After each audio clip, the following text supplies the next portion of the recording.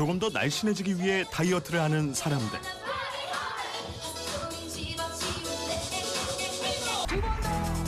그런가 하면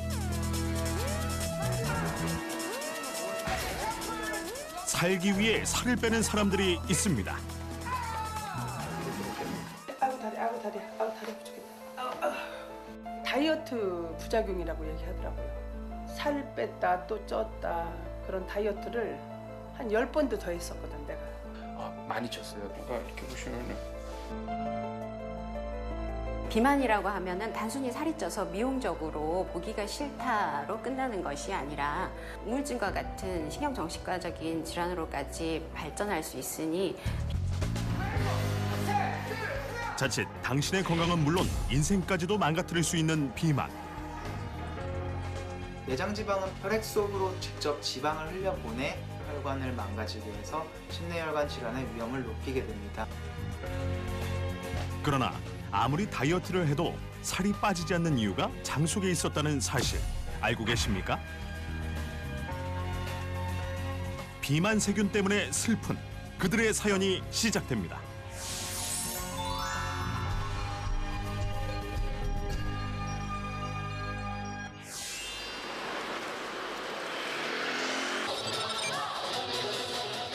평일 오전 시간 주부들이 모여 트램펄린 위에서 춤을 춥니다.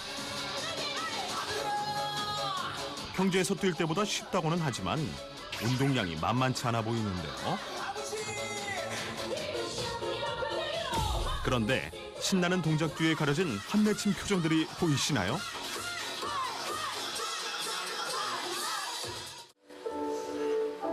한바탕 운동이 끝나자 잠시 숨을 고르는 사람들.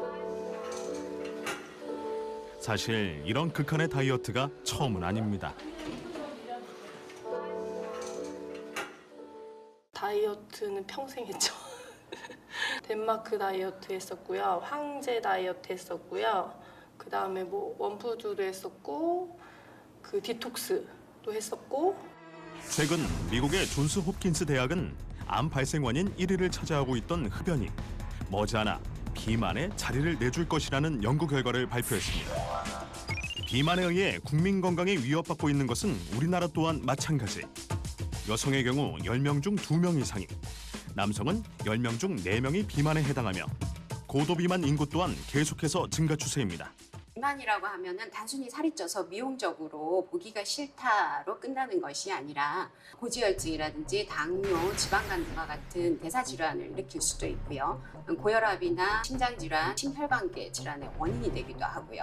퇴행성 관절염이나 통풍 같은 근골격계 질환을 악화시키는 요인이 되기도 합니다. 우울증과 같은 신경정신과적인 질환으로까지 발전할 수 있으니 비만은 굉장히 유의해야 하는 질환 중에 하나라고 할 수 있습니다. 드디어 즐거운 식사 시간. 치즈가 눈처럼 내려. 그러나 맛있지 않을까? 그 것은 따로 있습니다. 엄마 나 성조숙증이면 어떡해? 라고 얘기하더라고. 그게 뭔지 알아? 그게 이제 뭐 크면은 대한 얘기를 많이 하니까. 뭐 여성의 그 신체 변화 이런 것들을 알고 있으니까 자기가 그거 빨리 오면 어쩌냐고 생각. 소화 비만이 걱정되는 채민이, 장시간 앉아서 일하는 효정 씨, 폭식하는 육아대디 성민 씨, 살 때문에 그림을 포기한 체중 증가 후 무릎과 허리의 통증은 물론 일상생활 장애를 호소했던 4명의 살해자들.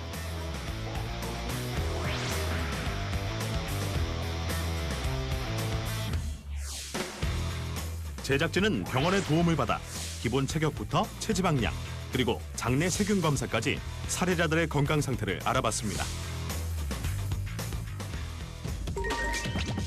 먼저 최효정 씨는 몸무게의 반이 체지방량으로 허리둘레 또한 심각한 상황이었고, 최민희는 키 133cm에 45kg의 몸무게로 소아비만에 해당됐습니다.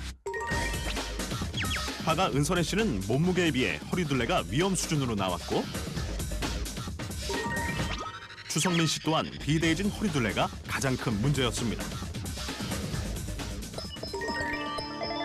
또한 장내세균 검사 결과 최효정 씨는 무려 92%, 최민희는 88%를 유해균이 차지하고 있었고,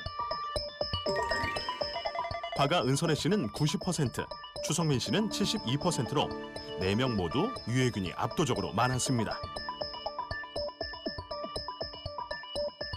장은 음식의 소화와 흡수 외에도 면역 시스템을 조절하는 중요 기관으로 우리 몸의 면역 세포 중 70% 이상이 장 점막에 분포되어 있습니다.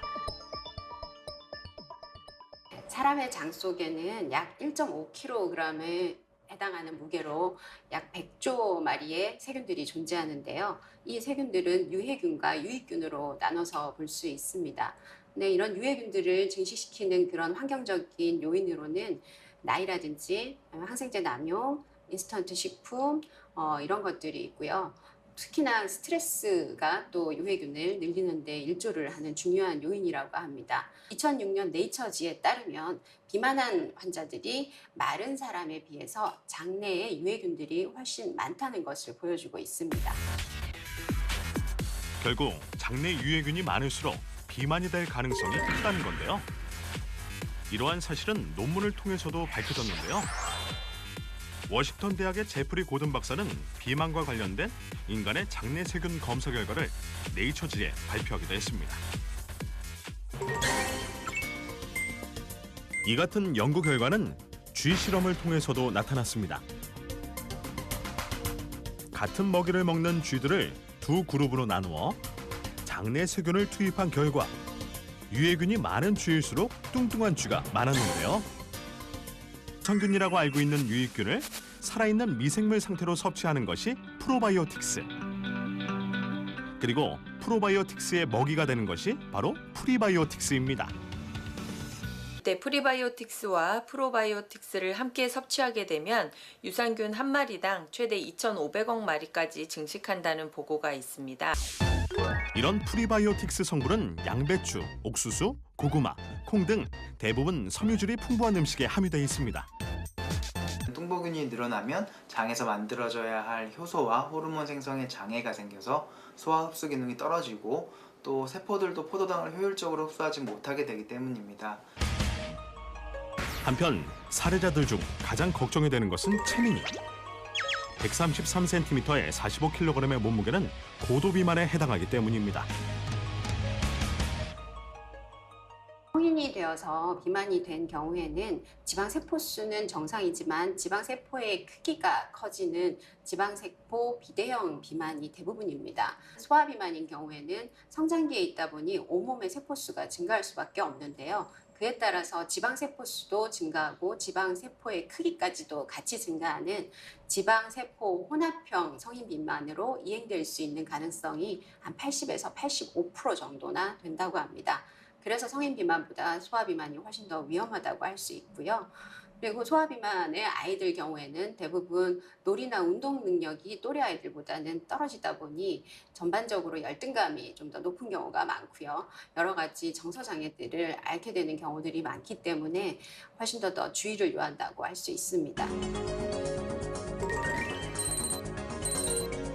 무엇보다 한국의 아동, 청소년 비만율 중 남자의 경우 OECD 평균치를 넘는 수준으로 어른들이 해결해야 할 큰 숙제입니다.